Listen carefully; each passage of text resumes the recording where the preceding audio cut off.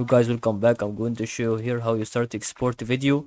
What you're gonna do is about understand how you start understand actually through select a video layer, through something that we can start to understand this, through something that is ready to be satisfied with the situation. So what we're gonna do is about to add a video layer. So we can over here about to go here and type video. Okay, so we can start the video tutorial. Okay, sorry about video,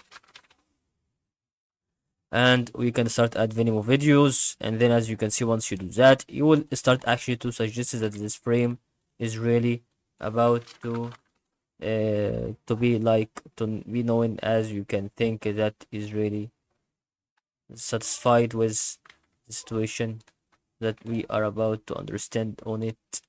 And we can see that we can start to click on this frame, as you can see, and double click. Now we can start to right click the export and then start to save it as export, and it doesn't appear as SVG.